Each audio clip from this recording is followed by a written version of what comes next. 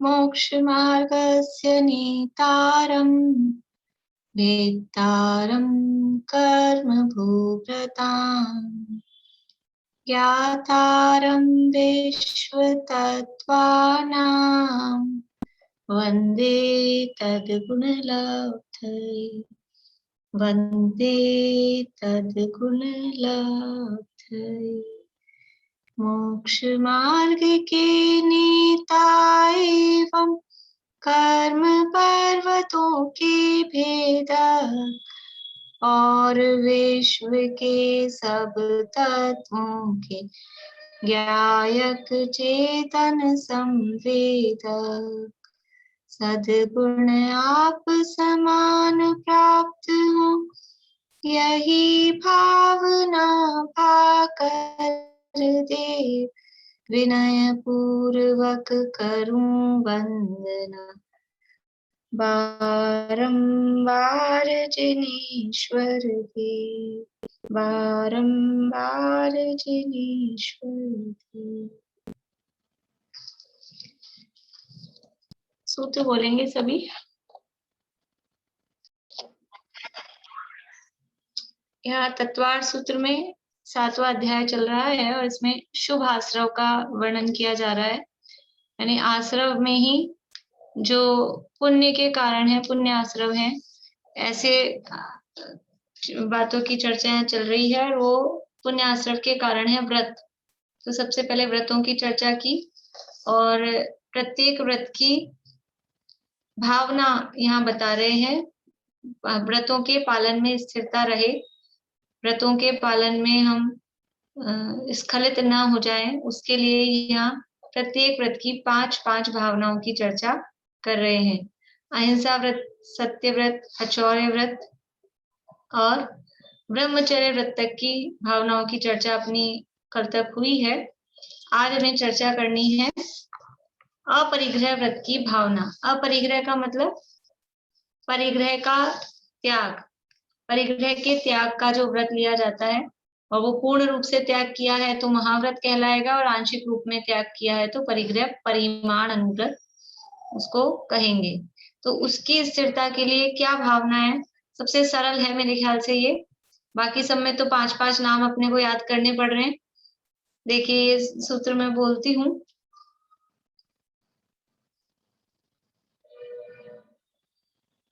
कहाँ गई प्रीति? हाँ प्रीति बोलना।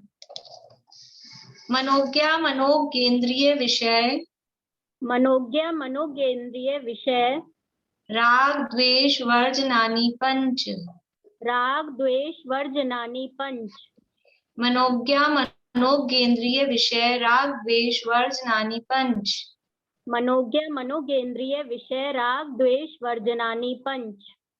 हाँ कुछ पूछना है आपको रेणु जी? हाँ मेरे पास बुक नहीं ना, थोड़ा लिखना मतलब हाँ, लिख के दे देते बोर्ड में। हाँ लिख पूरा सूत्र कोई। देखिए मनोज्ञा मनोगेंद्रिय विषय, ये देख लीजिए आप, मैंने स्क्रीन शेयर कर दी है। मनोज्ञ और अमनोज्ञ इंद्रिय विषय, राग द्वेष वर्जनानि पंच। 5 कौन कौन सी होंगी इसमें? 5 निकालनी है ना अपने को। तो पहली मनोज्ञ, दूसरी अमनोज्ञ, तीसरी इंद्रिय, चौथी विषय, 5वीं राग द्वेष। ये भावनाएं हैं। ऐसे 5 नहीं है इसमें। ये 5 भावनाएं कैसे निकलेगी? इसमें 5 भावनाएं, इसमें तो औरों में तो अपने को समझ में आ रहा था। स्त्री राग कथा श्रवण त्याग ये पहला, तन मनोराग निरीक्षण त्याग ये दूसरा। इसमें क्या है? मनोज्ञा मनोग इंद्रिय विषय राग द्वेष। मनोज्ञ और अमनोज्ञ जो इंद्रियों के विषय हैं उसमें राग द्वेष नहीं करना। और कह रहे हैं 5 तो दिख ही नहीं रही है, एक ही दिख रही है। या फिर 2 कर लो, मनोज्ञ और अमनोज्ञ। 5 कहाँ से है? देखिए पहले अपन संधि विच्छेद देखते हैं, फिर देखेंगे कि 5 कहाँ से आएगी।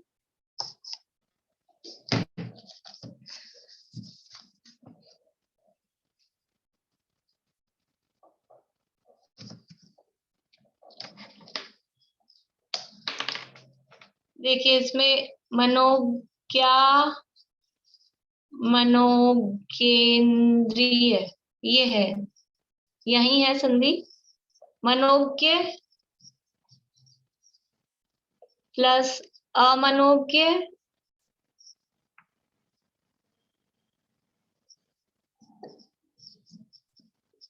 प्लस इंद्रिय, ये 3 शब्द हैं। मनोज्ञ, फिर यहाँ आ में से निकलेगा अमनोज्ञ, और ये एक ही मात्रा से निकलेगा ई, इंद्रिय। तो मनोज्ञ, मनोज्ञ यानी मन को अच्छे लगने वाले, वो कहलाते हैं मनोज्ञ। और अमनोज्ञ यानी मन को अच्छे नहीं लगते, वो अमनोज्ञ। और इंद्रिय, आगे शब्द है इंद्रिय विषय। इंद्रिय अकेला शब्द नहीं है, इंद्रिय विषय शब्द है। ये अपन ने यहाँ इतना ही लिखा है संधि देखने को। तो मनोज्ञ और अमनोज्ञ इंद्रियों के विषयों में, यानी मनोज्ञ इंद्रियों के विषय में और अमनोज्ञ इंद्रियों के विषय में, ये इंद्रिय के विषय शब्द दोनों के साथ लगाना है, मनोज्ञ के साथ भी और अमनोज्ञ के साथ भी। जो इंद्रिय के विषय मनोज्ञ हैं उनमें क्या, मनोज्ञ अमनोज्ञ इंद्रिय विषय राग द्वेष वर्जनानी, राग और द्वेष का वर्जन यानी राग और द्वेष नहीं करना, उसका निषेध। वर्जन का मतलब नहीं करना, निषेध के अर्थ में। तो मनोज्ञ इंद्रियों के विषयों में राग वर्जनानी और अमनोज्ञ इंद्रिय के विषयों में द्वेष वर्जनानी। जो मनोज्ञ है, जो अच्छे लगते हैं, उनमें क्या होगा, राग होगा कि द्वेष होगा। जो हमको अच्छे लग रहे हैं इंद्रियों के विषय, उसमें राग होगा कि द्वेष होगा, राग होगा या द्वेष होगा, राग होगा ना, जो अच्छे लग रहे हैं। तो उसमें राग का त्याग, वर्जनानी यानी राग नहीं करना, राग का त्याग। मनोज्ञ इंद्रियों के विषयों में राग नहीं करना, और अमनोज्ञ जो अच्छे नहीं लग रहे ऐसे जो इंद्रियों के विषय हैं, उसमें क्या करते हैं, उसमें द्वेष करते हैं। मनोज्ञ इंद्रियों के विषय क्या हुए, बहुत अच्छी सुगंध, बाग बगीचा है, खुशबू आ रही है, वो लगते हैं मनोज्ञ। अच्छी ठंडी ठंडी हवा चल रही है, कहीं से खुशबू आ रही है, तो वो हमको क्या लगता है, मन को अच्छा लगता है। उसमें क्या करते हैं, राग। राग किसे कहते हैं, सैटरडे को पढ़ा था, बोलिए आयुषी जी, राग किसे कहते हैं। जो मन को अच्छे लगते हैं वो राग, जो मन को अच्छा लगे वही राग। आप मन को अच्छे लग रहे हो तो आप राग हो, राग तो मुझ में होगा ना। राग किसे कहते हैं, नहीं कौन थे भाई और सैटरडे में थे, तो बहुत सारे लोग, अभी कोई हाथ नहीं खड़ा करेंगे कि हम थे।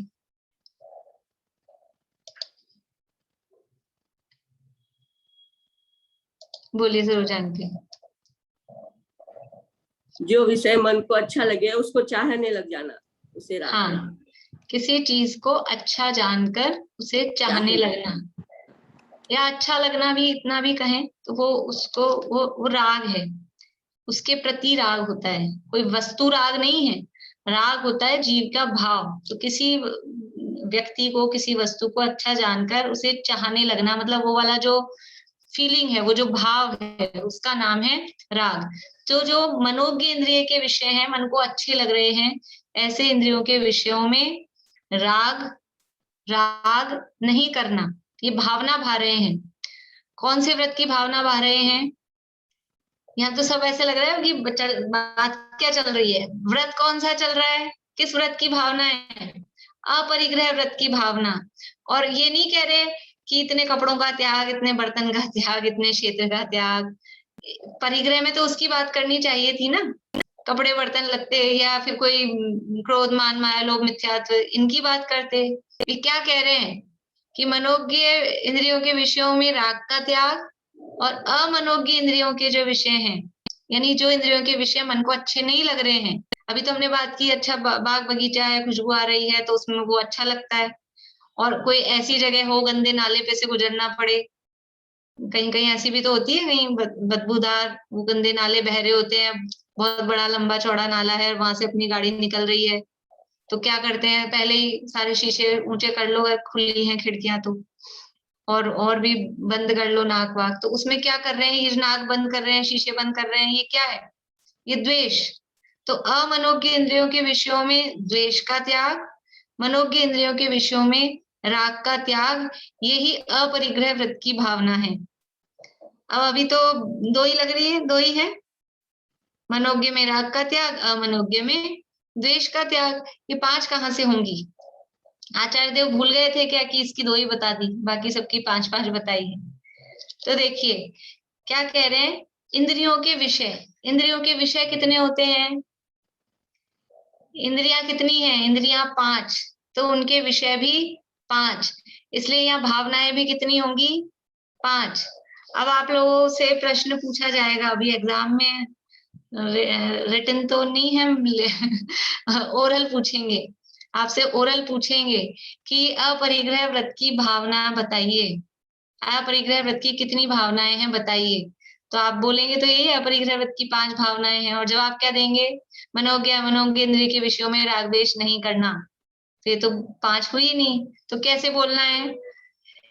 स्पर्शन इंद्रिय जन्य मनोज्ञ अमनोज्ञ विषयों में राग द्वेष का त्याग, या फिर स्पर्शन इंद्रिय जन्य मनोज्ञ विषयों में राग का त्याग और अमनोज्ञ विषयों में द्वेष का त्याग। रसना इंद्रिय जन्य मनोज्ञ विषयों में राग का त्याग, अमनोज्ञ विषयों में द्वेष का त्याग। सिर पे सलाह है क्या? पांचों इंद्रिय, 5 इंद्रियां है ना, 5 इंद्रिय संबंधी जो जो विषय हैं उसमें राग और उसमें द्वेष का त्याग, ये 5 भावनाएं हैं। स्पर्शन इंद्रिय संबंधी मनोज्ञ विषय क्या है? गर्मी में ठंडी हवा, गर्मी में अच्छी रजाई हो, स्वेटर हो या हीटर हो, तो ये मनोज्ञ है। ये अलग अलग परिस्थितियों में अलग अलग चलेगा हिसाब किताब। तो वो स्पर्शन इंद्रिय संबंधी सारे लगाएंगे इसमें। ये तो ठंडे गर्म का हुआ। हल्का भारी, कहीं जा रहे हैं तो वजन अपने को अच्छा नहीं लगता है, हल्का हो जाए कोई चीज तो वो अच्छा लगता है, तो उसमें राग द्वेष का त्याग। रूखा चिकना है तो कोई बैठने की जगह है, कोई पहनने की चीज है, या समझ लीजिए अपनी स्किन है, वो कैसी अच्छी लगती है हमको? रूखी अच्छी लगती है कि अच्छी सॉफ्ट चिकनी बढ़िया? वो चिकनी अच्छी लगती है ज्यादातर। तो कुछ चीजें रूखी अच्छी लगती हैं, जो जैसी हो, तो उनमें राग द्वेष। चिकनी या अच्छी सॉफ्ट चीजें हैं उसमें राग का त्याग, और खुरदुरी सी है, चुभ रही है, उसमें द्वेष का त्याग। इसी तरह से और कौन सा रह गया? कोमल कठोर, कठोर भूमि पे बैठने को मिला, कठोर आसन मिला, या फिर अच्छी नरम गद्दे, डनलप की गद्दियां ऐसा मिले, तो इनमें राग द्वेष का त्याग। तो स्पर्शन इंद्रिय संबंधी 8 विषयों में इसको और बढ़ाना हो तो एक एक में 8 में लगाएं, ठंडा गरम, हल्का भारी, रूखा चिकना, कठोर नरम, इसमें राग और द्वेष का त्याग। ये स्पर्शन इंद्रिय जन्य। जो मनोज्ञ, अभी मनोज्ञ और अमनोज्ञ किसको कौन सा होगा? ये सबका अपना अपना है। मनोज्ञ और अमनोज्ञ की क्या क्राइटेरिया है कि सबका पर्टिकुलर है, किसी को क्या अच्छा लगता है, किसी को क्या अच्छा लगता है। रोटी खाते ना अपन फुल्का, तो किसी को तो एकदम नरम नरम चाहिए बिल्कुल, और किसी को नरम अच्छी नहीं लगती, उनको खैरी करारी कड़क क्या बोलते हैं, जो भी जो शब्द बोलते हो, उनको वैसी चाहिए। पुए पुए पकौड़ी खाते हैं, उसमें भी किसी को कड़क चाहिए, किसी को नरम चाहिए। तो ये सबकी अपनी अपनी पसंद है। तो ये मनोज्ञ और अमनोज्ञ सबका अपना अपना है, लेकिन जिसको जो मनोज्ञ है उसमें राग नहीं करे, जिसको जो अमनोज्ञ है उसमें द्वेष नहीं करे।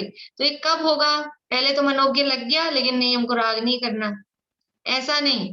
इसका मतलब क्या है कि जो भी इंद्रियों के विषय हैं उनको मनोज्ञ अमनोज्ञ माने ही नहीं, कि इंद्रियों के विषय कोई अच्छे बुरे, अच्छे मानते हैं तो राग होता है। किसी भी वस्तु को भला जानकर उसे चाहने लगना, तो उसको भला जानेंगे तो राग होगा। और जब ये समझ में आ जाएगा कि कोई वस्तु भली बुरी होती ही नहीं है, ठंडी हवा या गर्म हवा या रजाई या एसी कूलर, ये अच्छी है, भली है कि बुरी है? तो वास्तव में वस्तु तो वस्तु है। एसी अच्छा है कि बुरा? ये वस्तु तो वस्तु है। वो तो जीव के भावों के अनुसार, जीव की इच्छा के अनुसार वो उसको अच्छा बुरा मानता है, कहता है, समझता है, लेकिन वस्तु वास्तव में अच्छी बुरी नहीं होती। तो कोई भी वस्तु ना मनोज्ञ है ना अमनोज्ञ है। जो ये होती ना विष्टा, विष्टा मतलब मल मूत्र आदि, ये मनोज्ञ है कि अमनोज्ञ है? मल मूत्र आदि मनोज्ञ है कि अमनोज्ञ है? अमनोज्ञ हैं। हम अमनोज्ञ कह रहे हैं, पर किसी को वो मनोज्ञ होते हैं, कोई उसको बड़ी दावत समझ के ग्रहण करता है, होते हैं ना ऐसे सुअर आदि जो होते हैं, उनको वही बढ़िया समझ लीजिए, जैसे कोई रसगुल्ला मालपुआ रबड़ी हो, उनके लिए वो वही है। तो ये मनोज्ञ है कि अमनोज्ञ है, कि वस्तु वास्तव में ना मनोज्ञ होती है ना अमनोज्ञ होती है, वो जीव अपनी कल्पना से उनको मनोज्ञ अमनोज्ञ मानता है।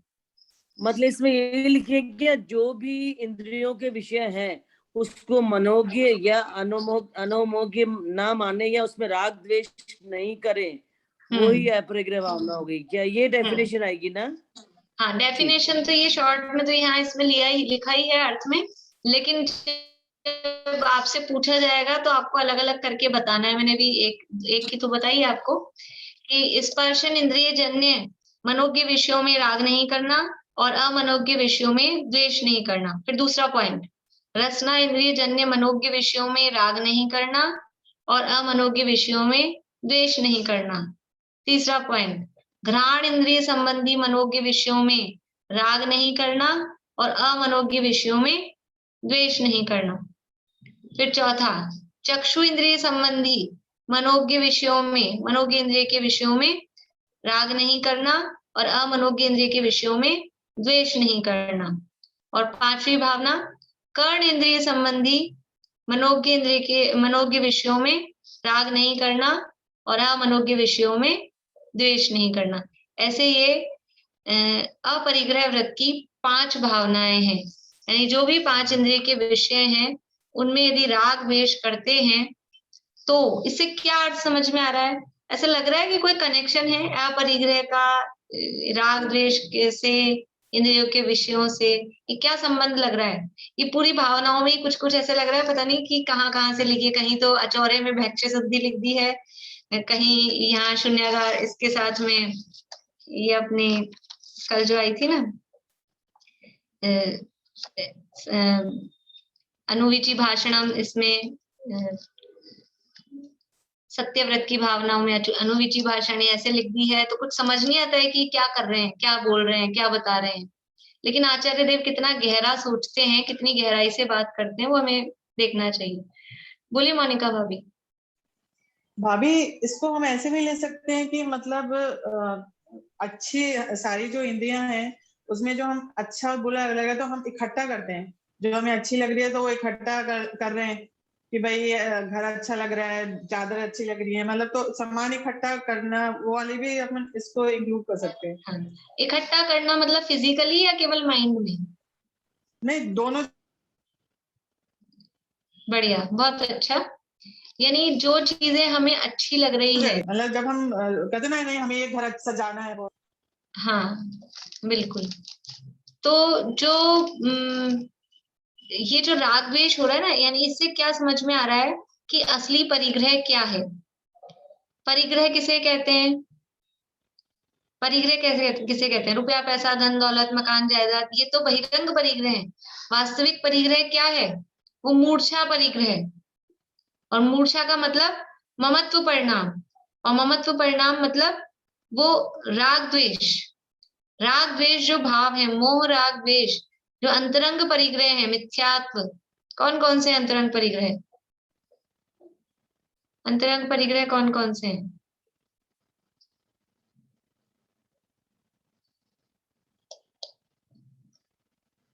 बोलिए प्रेमलता जी।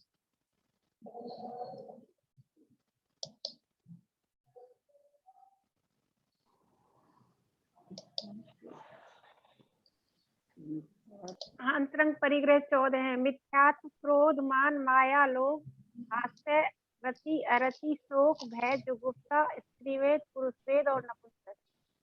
बहुत बढ़िया। ये जो अंतरंग परिग्रह हैं, 14 अंतरंग परिग्रह, इसमें से 13 जो परिग्रह हैं वो क्या है? वो 13 परिग्रह राग द्वेष रूप हैं। 14 में से 13 वो राग द्वेष रूप हैं। मिथ्यात्व तो मोह है, और बाकी 4 कषाएं और 9 कषाएं, ये क्या है? ये राग और द्वेष रूप हैं। कौन कौन सी कषाएं राग रूप है और कौन कौन सी कषाएं द्वेष रूप है? बोलो प्रीति। हाँ, क्रोध, मान और उसमें से ये अरति, शोक, भय, जुगुप्सा, ये तो द्वेष रूप हो गई और बाकी राग। यानी 6 कषाय 13 में से, अभी 13 में से 6 कषाय वो द्वेष रूप है। कौन कौन सी? क्रोध, मान और अरति, शोक, भय और जुगुप्सा, ये 6 कषाय द्वेष रूप हैं। और कौन सी बची बोलो? हाँ, बाकी माया, लोभ, हास्य, रति और 3 वेद, स्त्री वेद, पुरुष वेद, नपुंसक वेद। बढ़िया। ये 7 कषाय, माया, लोभ और हास्य, रति और तीनों वेद, स्त्री वेद, पुरुष वेद, नपुंसक वेद, ये है राग रूप। तो 13 में से 7 है राग रूप और 6 है द्वेष रूप। मतलब परिग्रह में राग द्वेष परिग्रह है कि नहीं है? राग द्वेष परिग्रह है या नहीं है? हमको लगता है राग द्वेष कौन सा परिग्रह है, लेकिन परिग्रह में नाम है राग द्वेष का। अंतरंग परिग्रहों में 14 अंतरंग परिग्रहों में 7 परिग्रह वो राग रूप है, 6 परिग्रह वो द्वेष रूप है। तो इसलिए ये जो इंद्रियों के विषय, ये राग द्वेष किसमें होता है? ये राग द्वेष होता है वास्तव में वो जो विषय हम इंद्रियों के माध्यम से ग्रहण कर रहे हैं, उन विषयों में ही अच्छा है, ये बुरा है। विषय किसे कहते हैं? इंद्रियों के विषय। इंद्रियों के माध्यम से जो हम ग्रहण कर रहे हैं वो इंद्रियों के विषय हैं।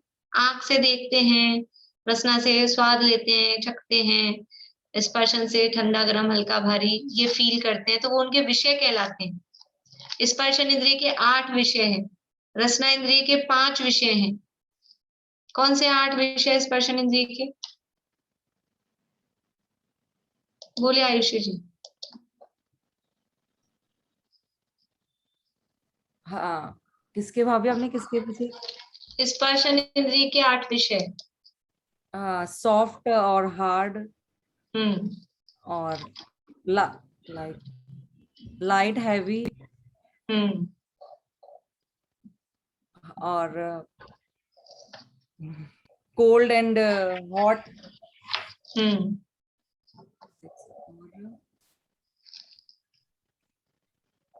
एक याद नहीं आ रहा। ये मदद करेगा क्या आपका बेटा? पता नहीं। बोलिए पारुल। हल्का, भारी, रूखा, चिकना, कोमल, कठोर,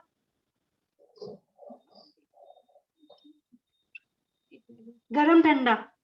हाँ, तो ये जो 8 है ना, ये स्पर्शन इंद्रिय के विषय है। ये विषय जो अपन भेद बोलते हैं ना, स्पर्शन इंद्रिय के 8 भेद कहें, ये उसके विषय है। रसना इंद्रिय के 5 विषय कौन से है? रसना इंद्रिय के 5 विषय बोलिए अनीता जी। ये अपन ने पढ़े है ना? हाँ, अभी 5वें अध्याय में। रसना के चखना, तीखा, कड़वा, कसेला, चरपरा और मीठा। चरपरा और तीखा तो एक सही हो गया। चरपरा और तीखा, एक मिनट दीदी। कड़वा, कसेला, मीठा, कंफ्यूज हो रही थी। चले बोले बिना भाभी। मीठा, चिकना, कड़वा, कसेला, चिकना नहीं है? चिकना नहीं। अच्छा, मीठा, देखिए मीठा, खट्टा, कड़वा, कषायला और चरपरा। चिकना नहीं, चरपरा। चिकना तो आएगा स्पर्शन इंद्रिय में, ये चरपरा। ये 5 विषय रसना इंद्रिय के हैं। तो इनमें अब कौन से मनोज्ञ लगते हैं, कौन से अमनोज्ञ लगते हैं? कि मीठा है वो मनोज्ञ लगता है, उसमें राग मीठा तो खा लेंगे, हाँ आना चाहिए। और वो चरपरा मिर्ची नहीं, वो अमनोज्ञ है, उसमें द्वेष करेंगे। तो ये इंद्रिय के विषय एक यानी इसको अपन एक में खोल के देखें। बात तो ऐसी है कि एक लाइन में कह दिया आचार्य ने, लेकिन एक विषय में कौन सा मनोज्ञ लग रहा है, कौन सा अमनोज्ञ लग रहा है, कहाँ राग कर रहे हैं, कहाँ द्वेष कर रहे हैं, ऐसा वो राग द्वेष का त्याग। और जो इनमें हम राग द्वेष कर रहे हैं, ये राग द्वेष करना परिग्रह है।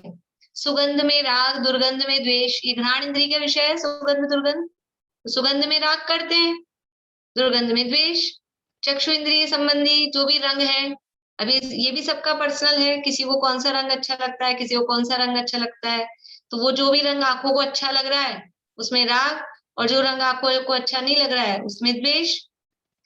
इसी तरह से कर्ण इंद्रिय में जो शब्द, जो राग, जो आवाज वो अच्छी लग रही है उसमें राग करते हैं, और जो कोई म्यूजिक अच्छा नहीं लगता है उसमें द्वेष करते हैं। तो ऐसे पांचों इंद्रियों के जो विषय हैं उसमें मनोज्ञ में राग, अमनोज्ञ में द्वेष, ये नहीं करना, ये भावना बताई है।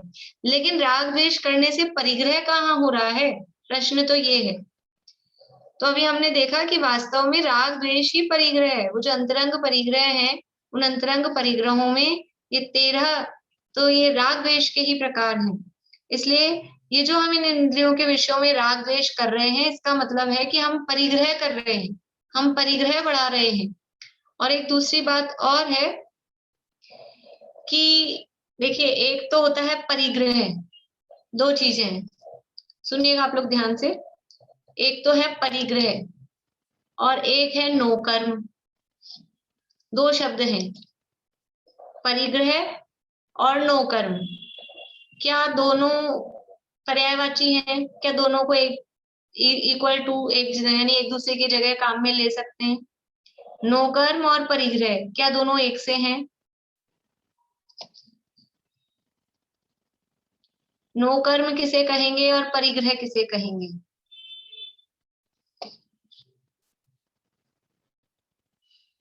बोले सुधा जी। जो हमको संयोग से मिलते हैं वो तो नोकर्म कहलाते हैं। और परिग्रह तो जो ममत का परिणाम है वो परिग्रह कहलाता है। बढ़िया, बोलिए अंकल। नहीं, यही बोलना था, संयोगों को तो नौ कर्म, मतलब नौ संयोगों से जो मिलते हैं वो नौ कर्म, और राग द्वेष मोह है वो परिग्रह। ठीक है, तो जो संयोग हमें हमको मिले, मतलब घर मिला, गाड़ी मिली, बंगला मतलब और नौकर चाकर मिले, तो ये संयोग मिले हैं, तो ये नौकर्म है कि परिग्रह है? ये आप लोग कह रहे हो ना भी जो संयोग मिले वो नौकर्म। तो अब ये हमको संयोग मिले, ये मकान मिला, कोई गाड़ी मिली, कोई नौकर चाकर मिले हैं, और भी जो भी चीजें अपने को मिली हैं, मतलब वस्तुएं जो भी हैं, ये सब संयोग है कि नौकर्म है? बोलिए अनुज। मैम, ये हमको संयोग से मिले हैं और इसी के अंदर हम अगर ममत्व परिणाम करते हैं तो वो परिग्रह हो गया। बढ़िया, बहुत बढ़िया।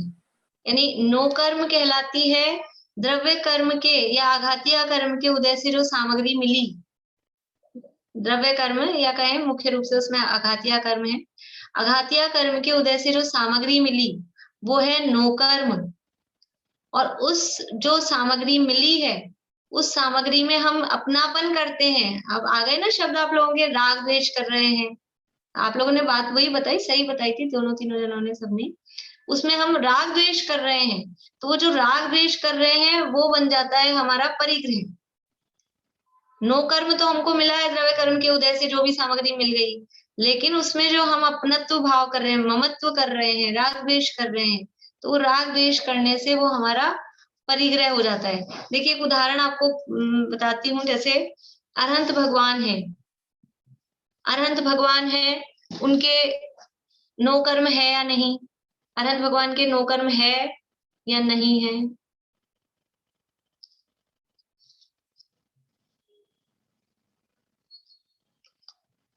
आशा आंटी थोड़ा ऊंचा करके दिखाइए।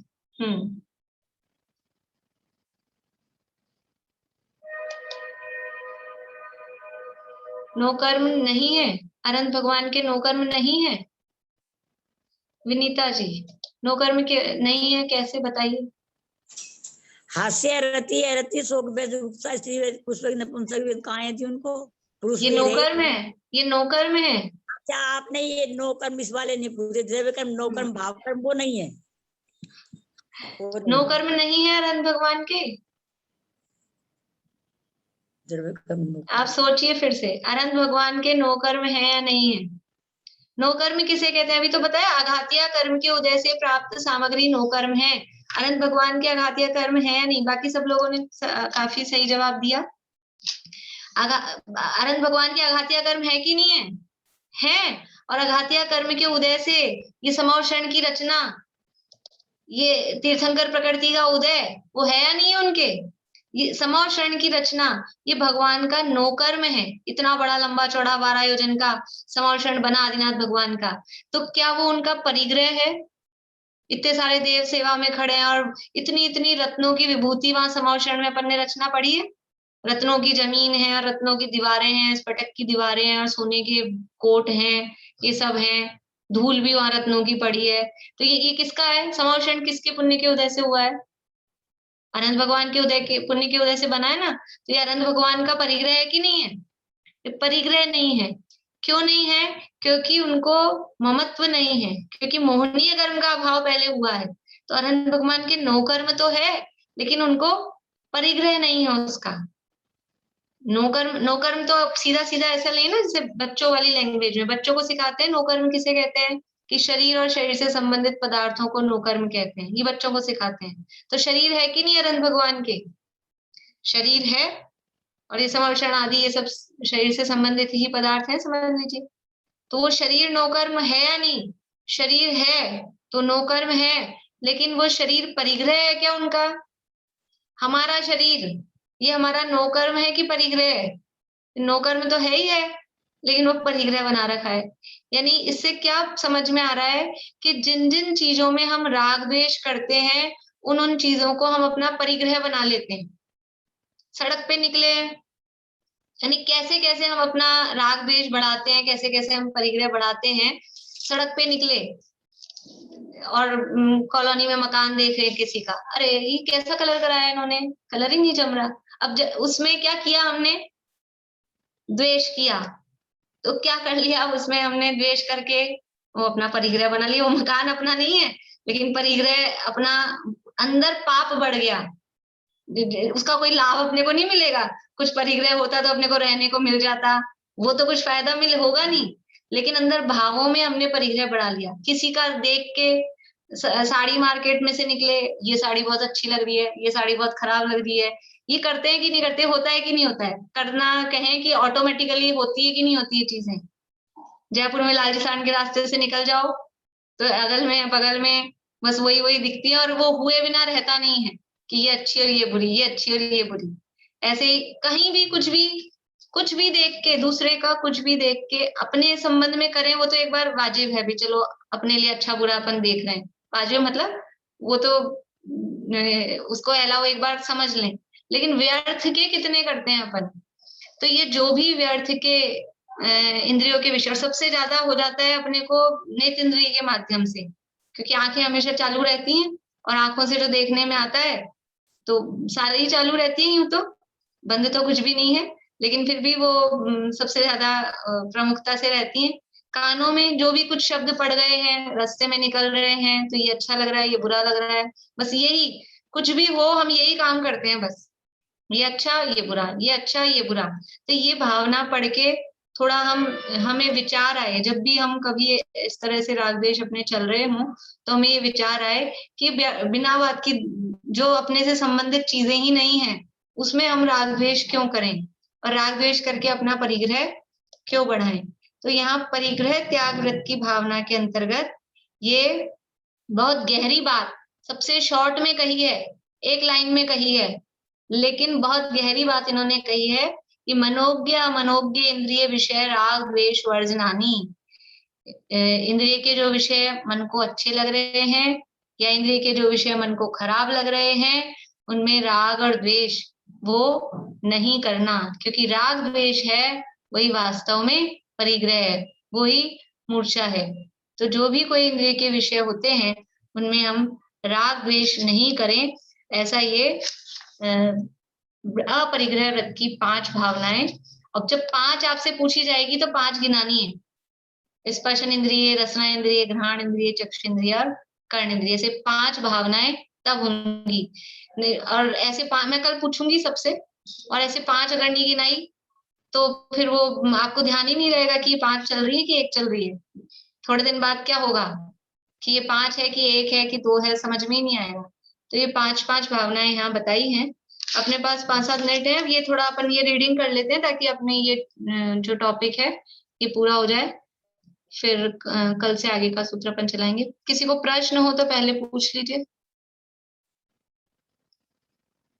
बोलिए अंकल।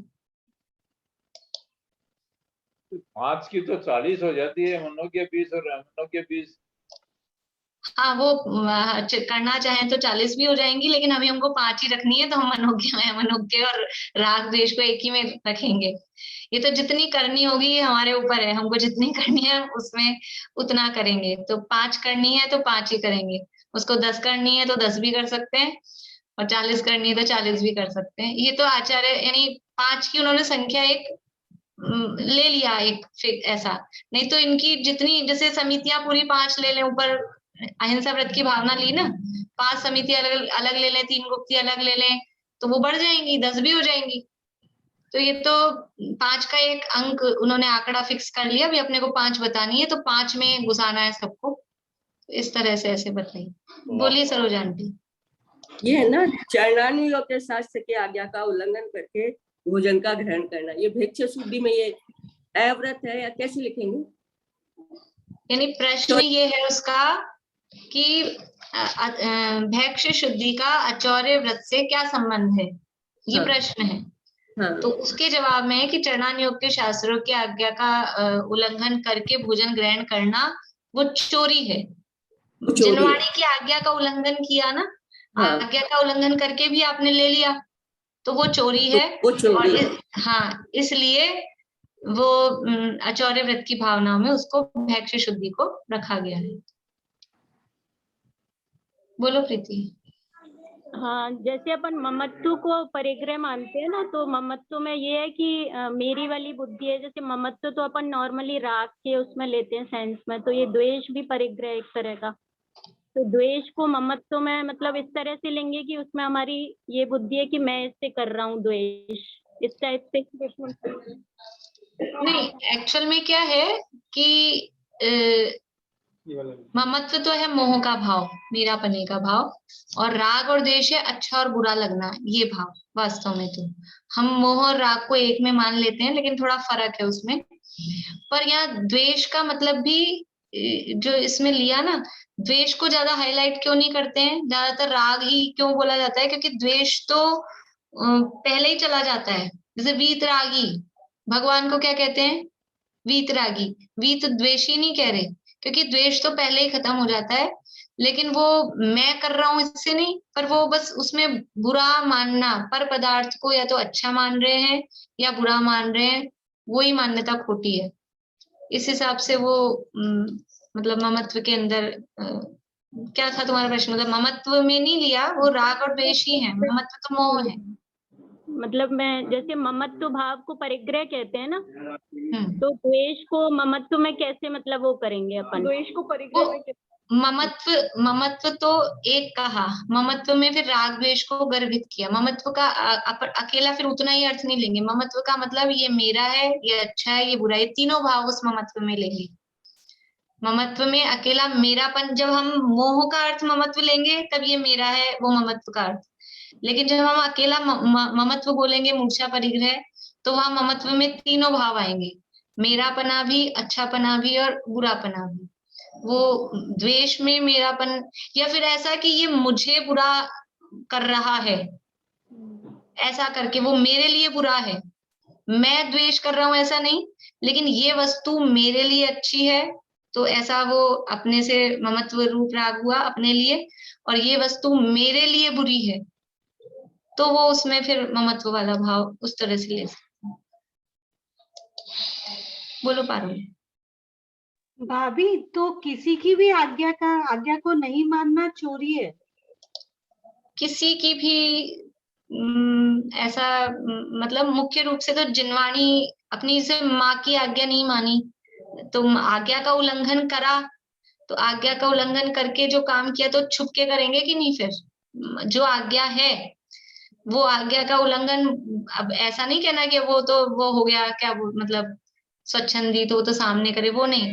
लेकिन यदि आज्ञा का उल्लंघन करना है तो उसमें छुपने का परिणाम आएगा, और जो छुप के किया जाएगा वो चोरी है। तो जिनवाणी की आज्ञा का उल्लंघन करके, अभी किसको दिख रहा है इसमें बाल आया कि नहीं आया, अंतराय आया कि नहीं आया, थोड़ा सा खिसका दो उंगली से और ले लो, 4 दिन से अपन ने आहार नहीं लिया है, तो वो जिनवाणी की आज्ञा का मतलब उसमें अंदर में मायाचारी वो छुपने का परिणाम आया ना, वही उसको चोरी की श्रेणी में लिया। बोलिए बेला। ये जो भेक्ष्य शुद्धि के मामले में आपने जो दोष बताया उसका क्या नाम है? दोष कल आपने एक वर्ड यूज किया था, बार बार समझ में नहीं। अदत्ता दानम स्तेयम। हाँ, ये तो सूत्र है, अभी यहाँ आगे सूत्र आएगा, चोरी की परिभाषा है, वो चोरी की परिभाषा बताई है, ये आगे यहाँ सूत्र है इसी अध्याय में।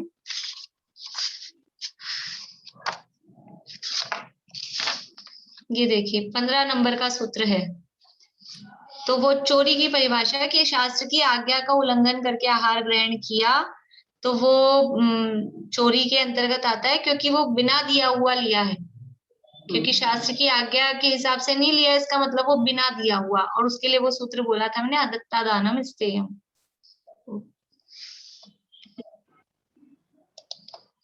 और किसी का प्रश्न है?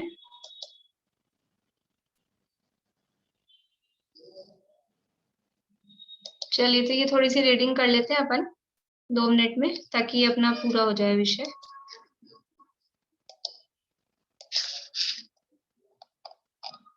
देखिए अर्थ तो हो ही गया है, उसके आगे से पढ़ते हैं अपन।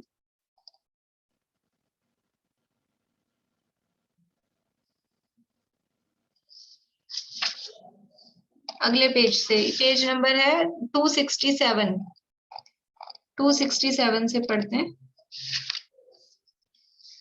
वचन गुप्ती, मनोगुप्ती, ईर्या समिति और आदान निक्षेपण समिति का संवर का स्वरूप संवर अधिकार अर्थात 9वें अधिकार में समझाया जाएगा, और अच्छी तरह देखभाल कर भोजन करना और पानी पीना आलोकित पान भोजन है। ये अहिंसा व्रत की 5 भावनाएं हैं।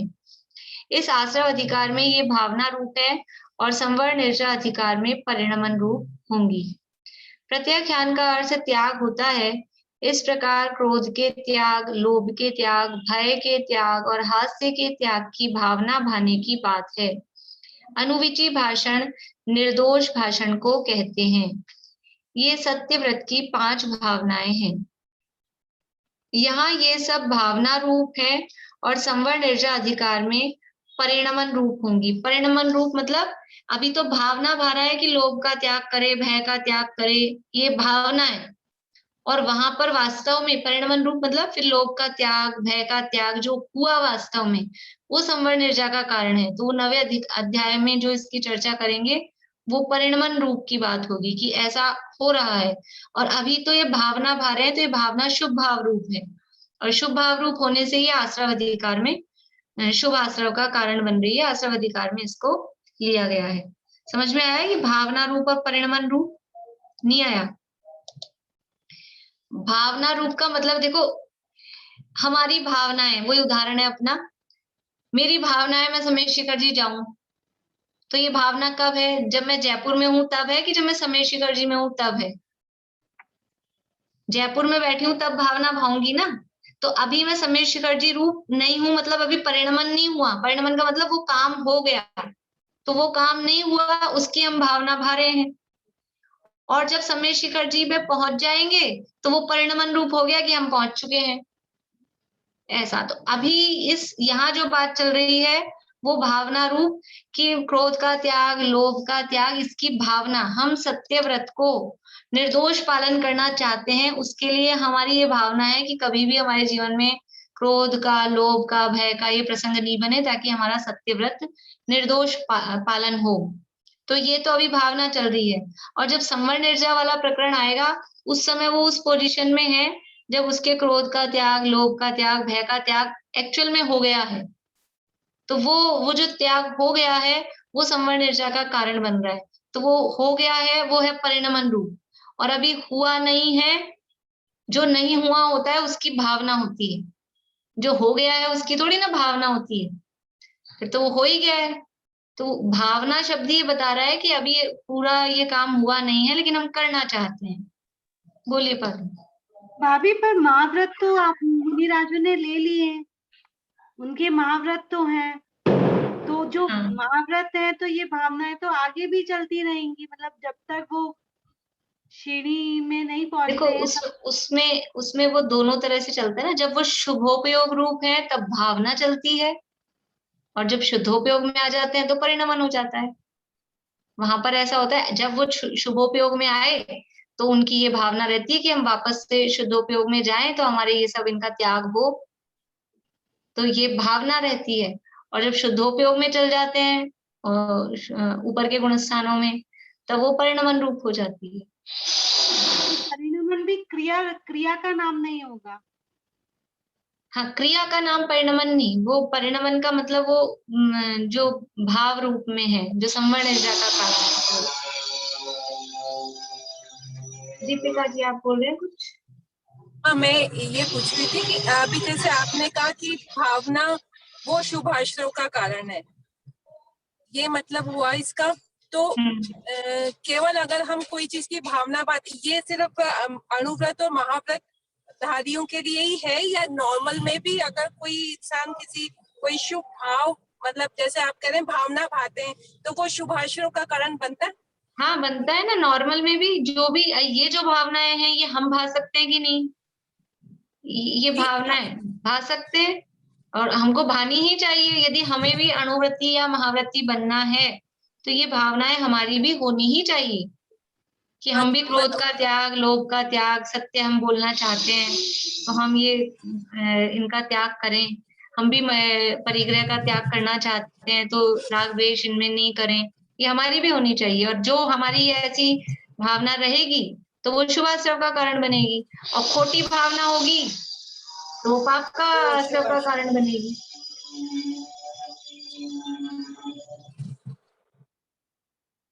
बोलिए दीदी, ये कह सकते हैं कि जैसे पहले हमने व्रत ले लिए और उनको मेंटेन करने के लिए ये भावनाएं भाती रही। हाँ, वही तो है। व्रत तो ले लिए और वो व्रत तो हो गए हैं, लेकिन अभी आगे अतिचार की बात करेंगे। उन व्रतों में फिर दोष भी लग जाते हैं, तो वो दोष नहीं लगे उसके लिए भावना भाते हैं। तो ये भावना भाते रहेंगे तो वो सावधान रहेंगे, और भावना नहीं भाएंगे तो वो ध्यान नहीं रहेगा तो दोष लग जाएंगे। आगे भी अतिचारों की बात आने वाली है कि व्रतों में अतिचार नहीं लगे, तो उसके लिए पहले भावनाओं की बात बता दी। मतलब ये प्रोटेक्शन के लिए। हाँ, प्रोटेक्शन, बिल्कुल। नहीं, जैसे अभी दोष की बात आई ना कि भाई कम दोष, तो उसमें ये वाला सूत्र भी लगेगा क्या? तीव्र मंद ज्ञाता ज्ञात वाला जो सूत्र था अपने 6 अध्याय में, दोष का तो वही सा प्रमाण आ जाएगा ना? हाँ, वो तो आश्रव तो जिस हिसाब से होगा, शुभ आश्रव भी जिस हिसाब से होगा उसमें वो तो लगेगा ही कि आपके भाव कैसे हैं, तीव्र मंद हैं, ज्ञात अज्ञात हैं, वो तो हिसाब लगेगा ही। ज्योति जी, भावना का तो समझ में आ गया, परिणमन का समझ नहीं आया। परिणमन का जैसे क्या? परिणमन का अर्थ मतलब वो काम हो गया, वो परिणमन रूप है। देखिए, भावना रूप है, अभी हम विचार कर रहे हैं उसका, मतलब ऐसा हो। और परिणमन रूप का मतलब है कि अब विचार वाले, क्योंकि वो हो ही गया ना हमारे जीवन में। देखो, समय अपना हो रहा है।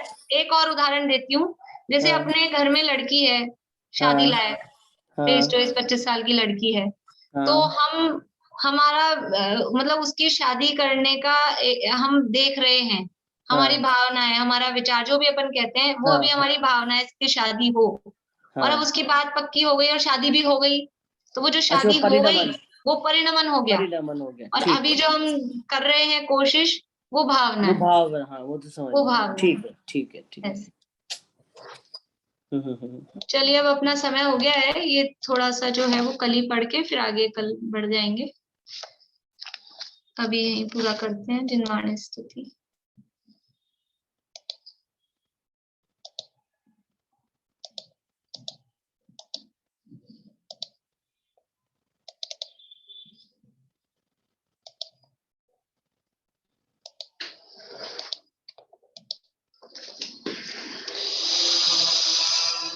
निज पद विहारी धर्मधारी, धर्ममय धर्मात्मा, निज आत्मा को साध पाया, परम पद परमात्मा। हे ज्ञान त्यागी नमी तेरी शरण में मम आत्मा, तुमने बताया जगत को सब आत्मा परमात्मा।